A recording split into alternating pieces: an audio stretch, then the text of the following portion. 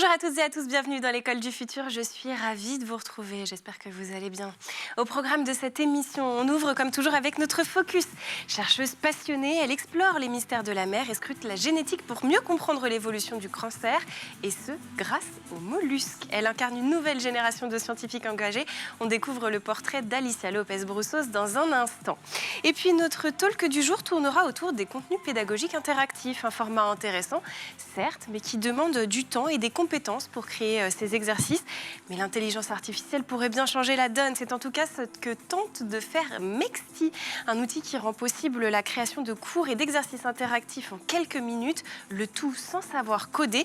On en parle avec notre invité du jour, Alexandre Maupas. Bonjour. Bonjour. Vous êtes chef de produit chez Mexti. On va découvrir tout ça ensemble dans un instant, mais d'abord, vous le savez, c'est le focus.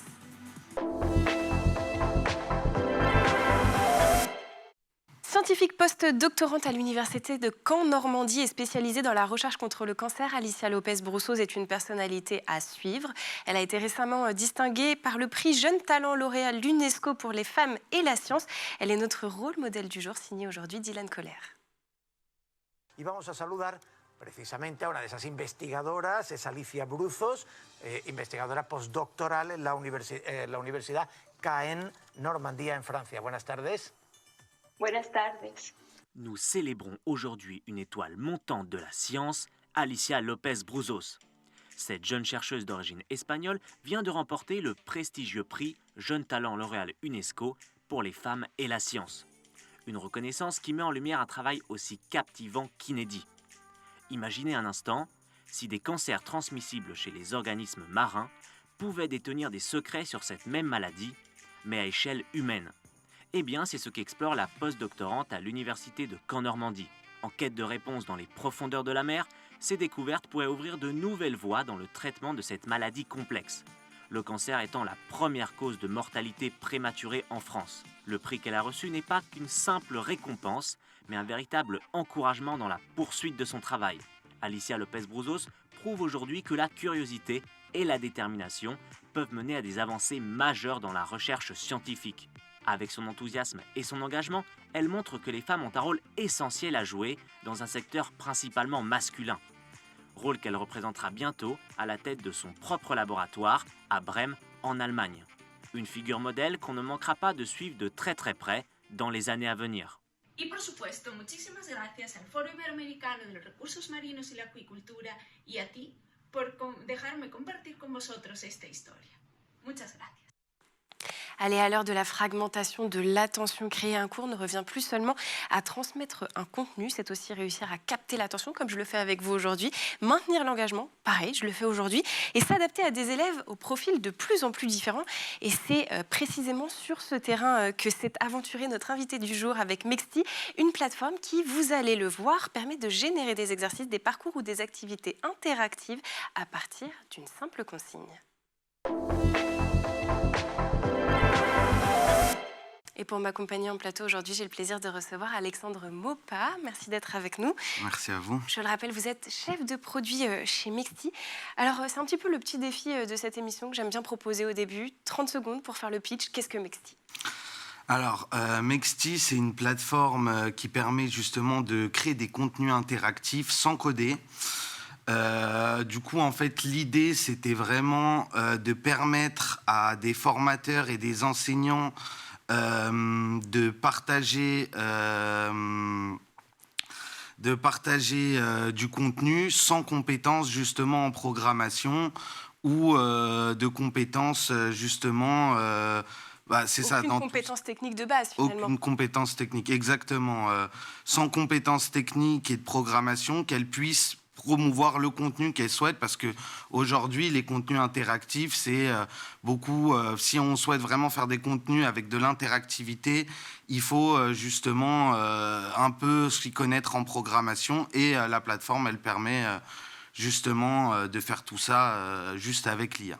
Alors vous dites s'y connaître un petit peu en programmation, mais en fait il faut quand même être un petit crack de l'informatique aujourd'hui pour pouvoir proposer du contenu de qualité interactif. Il faut vraiment avoir des compétences. Bah exactement, il faut avoir des compétences en programmation parce que aujourd'hui, si vraiment on veut faire des contenus, par exemple, où les élèves ils puissent interagir dans tout type de domaine, il va falloir faire des exercices concrets et par exemple avec des visuels. Et pour créer tous ces mini-jeux, bah, effectivement, il faut de la compétence en programmation, ce que n'ont pas forcément les formateurs et les professeurs. Bien évidemment. Et puis, on parle de compétences, mais c'est aussi énormément de temps hein, quand on doit s'attaquer à ce type de contenu. Exactement. Bah, par exemple, créer un contenu interactif juste pour un exercice, faire de la programmation juste pour un exercice, c'est beaucoup de temps, mais aussi beaucoup de coûts. Parce que si je dois demander à un programmeur ou si moi-même je dois acheter les plateformes pour pouvoir programmer, ça va me demander des coûts et de l'argent. Et alors que justement, Mexti, on peut faire un contenu interactif en 15 minutes si on a les bons prompts et on a les compétences un peu pour justement communiquer avec l'IA et faire parvenir ses idées. Alors, à qui s'adresse votre plateforme? Vous l'avez dit, aux formateurs, mais aussi aux enseignants. Nous, on va se concentrer plus sur les enseignants parce que c'est le cœur de cible de l'école du futur. Les enseignants pour tous les cycles, c'est-à-dire qu'on soit en primaire, au lycée, on peut utiliser Mexti, ça peut être intéressant? Oui, bien sûr, et il y a plusieurs types d'exercices, d'exercices que vous pouvez faire.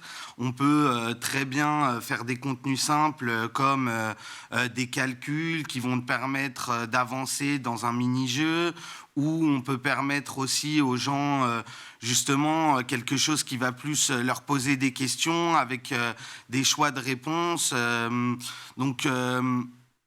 En fait, il y a plein de façons différentes, justement, de proposer ces contenus.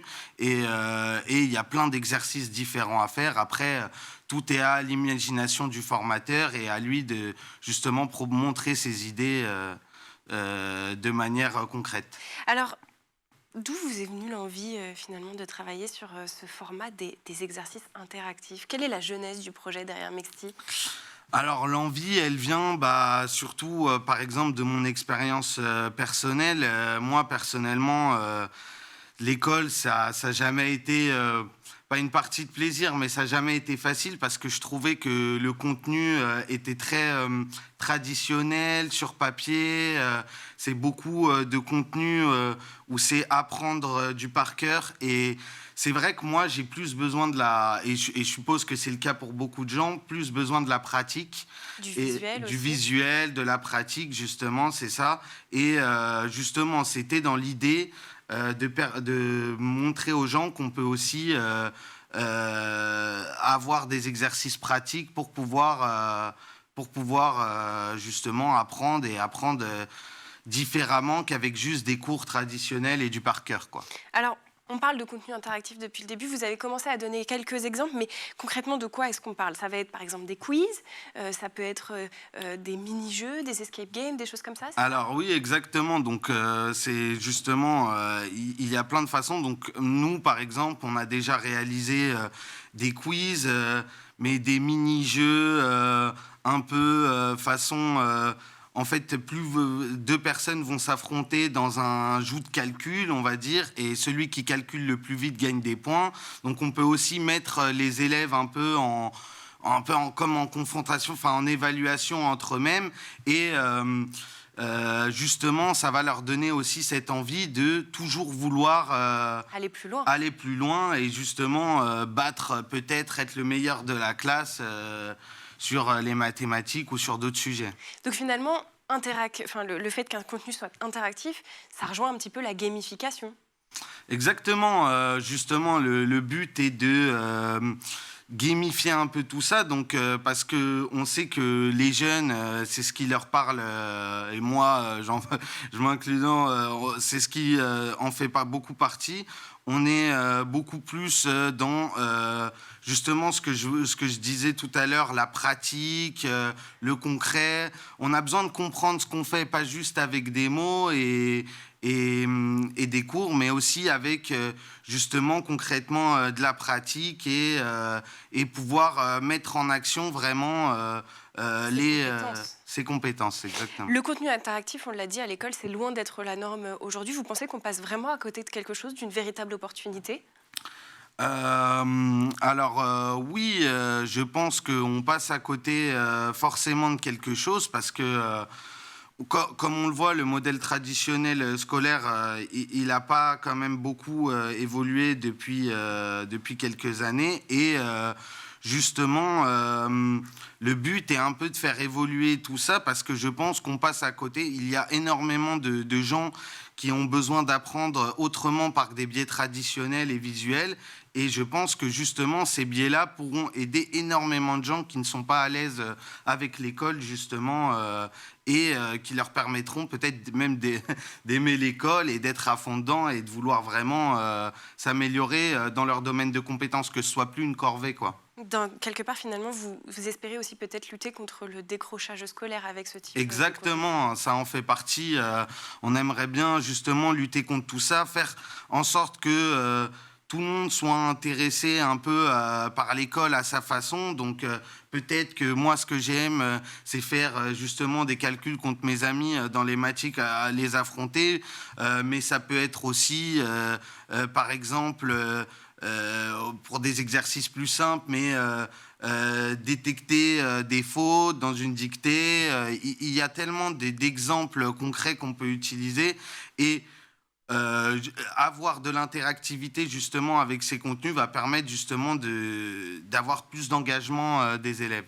Est-ce que ces formats sont aussi particulièrement efficaces pour certaines personnes, pour certains profils ? Je pense notamment aux personnes touchées par des troubles de l'apprentissage ou de l'attention. Exactement. Les formats, déjà, on peut beaucoup plus les adapter pour eux. C'est l'avantage de Mexti. On peut aussi permettre justement à des personnes en situation de handicap d'avoir plus de facilité, par exemple, pour du contenu et surtout les adapter pour eux. Il y a un vrai enjeu de personnalisation avec Mexti. Exactement. Le but est que chacun puisse avoir du contenu qui lui correspond et que les formateurs puissent faire ça rapidement parce que là, même si, par exemple, on peut créer des contenus interactifs avec de la programmation, justement, si je dois faire un programme pour chaque élève, c'est vrai que c'est plus compliqué que faire un programme en 15 minutes et pouvoir l'adapter à chaque élève derrière. Alors, à la lumière de tous ces éléments, finalement, qu'est-ce que c'est un bon cours interactif ? Alors, un bon cours interactif, la définition, on va dire, est très vague parce qu'il y a plein de sortes de cours interactifs. Mais moi, ce que je définirais un bon cours interactif, c'est un cours où je me sens impliqué dedans, vraiment où il y a de la pratique et qui change forcément un peu du format traditionnel avec des questions-réponses et pouvoir avoir quelque chose de plus concret et qui m'engage plus justement dans nos études. Bon, on va continuer à parler de Mexti, ça sera en seconde partie d'émission. Mais d'abord, on va faire un petit tour du côté de la planète tech. Et oui, parce qu'Internet fourmille d'idées. Et justement, Dylan Kohler vous en a fait une sélection et c'est le meilleur.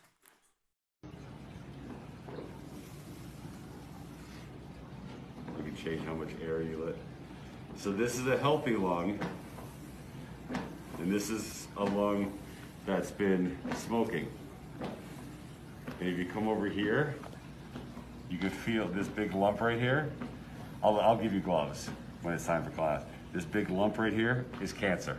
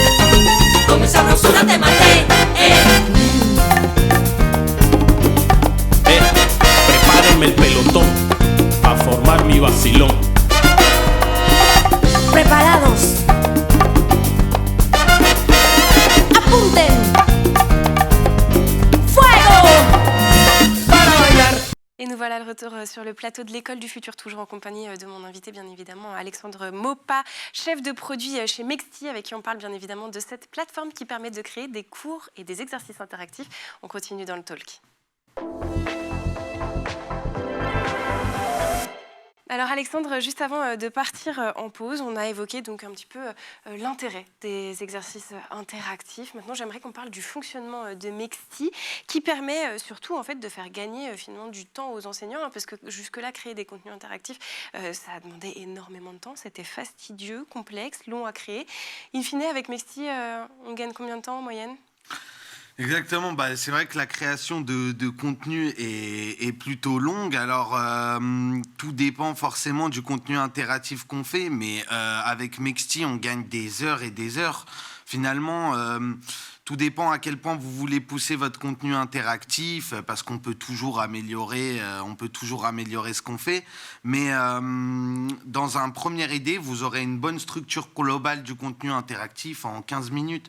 En 15 minutes, un prompt un peu travaillé, vous mettez l'ensemble de vos idées, et en 15 minutes, normalement, vous avez votre contenu interactif. Bon, finalement, ça se fait presque à une interclasse pour un enseignant, donc ouais. c'est plutôt assez rapide. Exactement. L'idée, c'est de faire gagner uniquement du temps, ou est-ce que vous souhaitez aussi faire monter les enseignants en compétences avec Mexti ?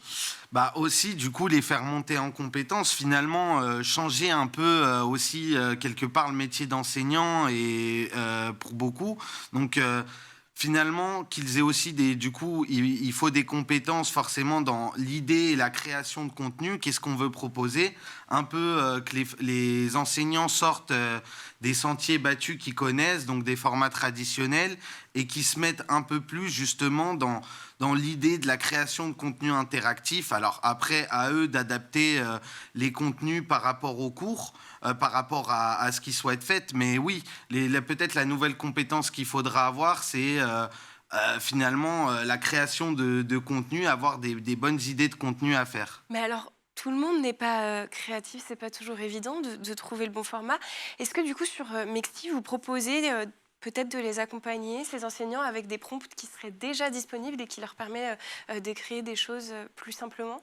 Oui, bien sûr. Donc, effectivement, on a connu quelques professeurs qui avaient des difficultés justement à avoir de bons prompts. Donc, c'est pour ça qu'on a décidé, nous, de proposer des prompts qui sont un peu prédéfinis, qui vont vous donner une base et qui vont vous permettre de vraiment comprendre concrètement quels sont les endroits dans le prompt où vous devez modifier pour obtenir ce que vous voulez.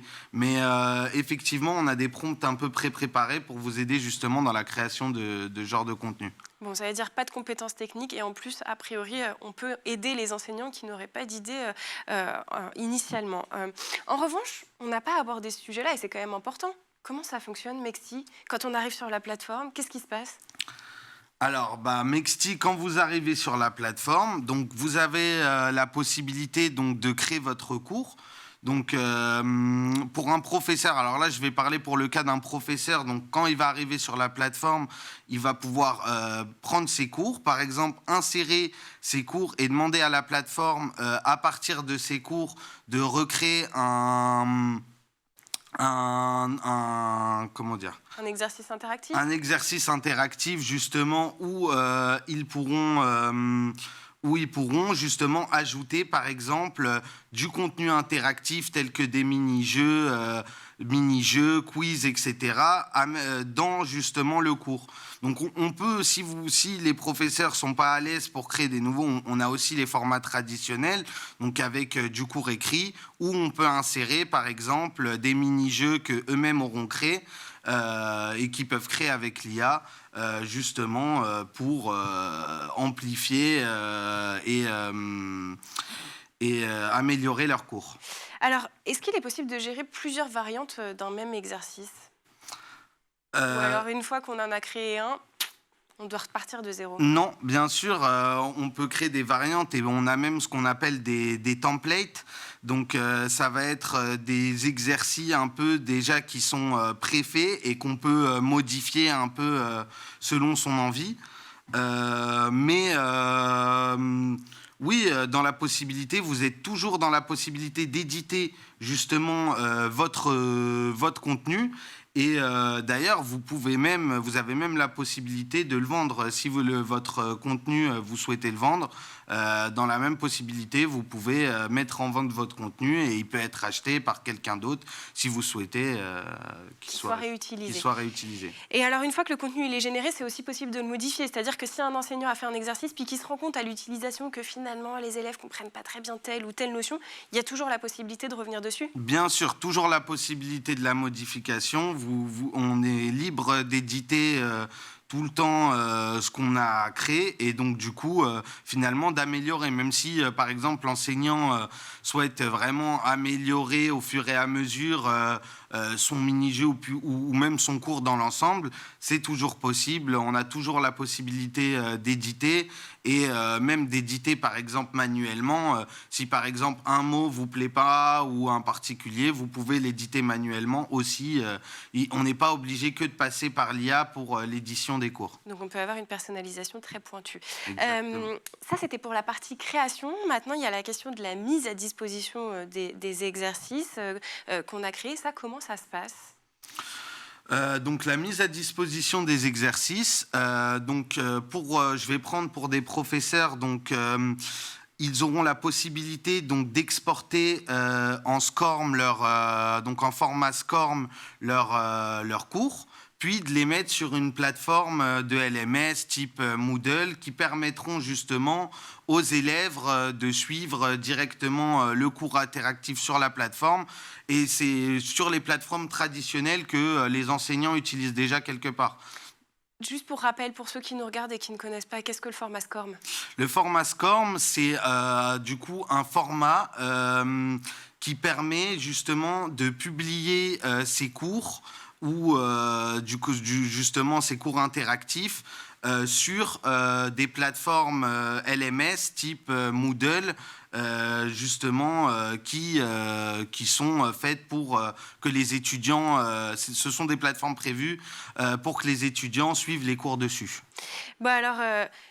Pour simplifier, ça veut dire que le contenu, en fait, il peut être utilisé partout une fois qu'on l'a exporté, c'est bien ça ?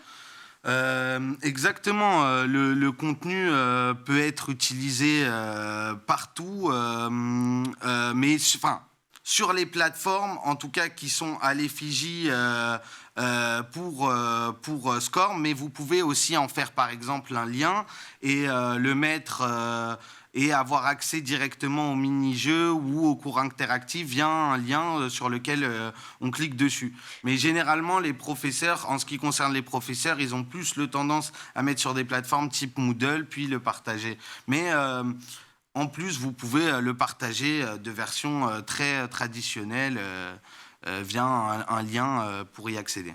Alors, ces mini-jeux qu'on va créer, et d'ailleurs, je rétrograde un petit peu, on dit mini-jeux, mais est-ce qu'on peut créer aussi des jeux un petit peu plus longs qui durent, je sais pas moi, 10, 15, 20 minutes ? Oui, carrément. Nous, c'est vrai qu'on est beaucoup spécialisés, on a fait beaucoup de mini-jeux parce que généralement, on veut des petits jeux qui s'adaptent à des situations précises. Mais si vous souhaitez pousser plus votre jeu et justement faire un jeu qui est vraiment poussé, où vous avez vraiment... un parcours, finalement. Ouais, exactement. Et vous pouvez même, comme j'ai dit plus tôt, le partager et le monétiser même. Je reviens donc du coup sur le format. Une fois qu'on a créé ces mini-jeux, ils peuvent être utilisés sur ordinateur, ils peuvent aussi être utilisés sur les smartphones et tablettes ? Alors, ils peuvent être utilisés sur ordinateur. Actuellement, pour les smartphones, on n'a pas d'application, ça va arriver. Mais en attendant, vous pouvez très bien aller sur Internet via votre smartphone et accéder au contenu, à Mexti. Tout, globalement, marche sur le téléphone. Bon, on a parlé de tous les aspects positifs autour de votre solution jusqu'à présent. En revanche, comme toute solution, il y a forcément des limites. Et quand on parle d'intelligence artificielle, la première limite à laquelle je pense, c'est la fiabilité de ce que va produire l'IA. Quels sont vos garde-fous en la matière ? Alors, justement, ça, c'est un peu là où aussi les formateurs et les enseignants doivent avoir des compétences. Donc, déjà, en ce qui concerne le contenu même, comme j'ai dit, vous pouvez transmettre des documents pour permettre d'avoir du contenu qui est basé autour de ces documents et être sûr que le contenu ne va pas être biaisé ou ne va pas être faux par autre chose. Mais effectivement, ça revient aux enseignants de bien vérifier le contenu qu'ils produisent et de potentiellement le corriger en fonction s'il y a des erreurs. Donc l'importance de la supervision humaine toujours dans l'intelligence artificielle. Exactement. Pour quiconque utilise l'IA générative, on se rend aussi compte qu'il y a une certaine, j'ai envie de dire, standardisation de ce que peut produire l'IA, une forme de redondance. Est-ce qu'il n'y a pas un risque aussi à un moment que ces exercices soient créés toujours de la même manière, qu'on retrouve toujours le même type de structure ? Bien sûr, il y a des risques. Ça va être là un peu tout l'intérêt et tout un peu ce qu'un enseignant peut apporter par rapport, imaginons, aux autres. Ça va être toute cette idée de un peu changer de type de contenu. Là, déjà, on était beaucoup sur des formats traditionnels dont on est habitué, mais justement, l'intérêt, ça va être pour les enseignants de toujours trouver de nouvelles façons de proposer du nouveau contenu et de toujours réfléchir à de nouvelles manières de nouvelles manières de faire apprendre aux apprenants les cours, quoi, de toujours trouver d'autres solutions. Puisqu'on est dans l'école du futur, finalement, ce que vous êtes en train de nous expliquer, c'est que les enseignants dans les prochaines années, la nouvelle compétence qu'ils vont devoir développer, c'est aussi la créativité. Exactement. Pour moi, ça fera partie des compétences. En tout cas, la créativité, s'ils veulent se démarquer par rapport, on va dire, à d'autres enseignants, après libre et chacun est libre d'enseigner comme il souhaite, mais c'est vrai que pour moi, les enseignants qui auront de la créativité et qui auront des vraies idées à mettre en place, mais qui actuellement ne peuvent pas les mettre parce qu'ils n'ont pas les compétences, par exemple en programmation ou les budgets, vont pouvoir justement mettre leurs idées en place et justement proposer des contenus qui changent pour les élèves. Mexti, facilitateur de créativité. Pour les gens qui nous regardent aujourd'hui et qui seraient intéressés par votre solution, vous nous donnez rapidement les tarifs ? Oui, alors donc vous avez la possibilité de gratuitement tester la plateforme. Donc vous aurez une dizaine de crédits gratuits pour un peu essayer, essayer un peu de créer son premier contenu. Alors forcément, du coup, on marche beaucoup avec un système de crédit. Donc finalement, quand vous allez faire une demande à l'IA, ça va vous utiliser des crédits et à partir de ces crédits, donc ça va créer votre contenu interactif. Et plus vous souhaitez le modifier, plus ça utilisera de crédit, naturellement. Bon, merci beaucoup Alexandre Maupas d'avoir été avec nous. Je le rappelle, vous êtes chef de produit chez Mexti. Merci aussi, comme toujours, aux équipes en régie, à Lilian Brémond, sans qui cette émission n'aurait point de sens. Je vous souhaite un excellent week-end et puis on se retrouve dès lundi avec grand plaisir, toujours sur School TV. D'ici là, portez-vous bien.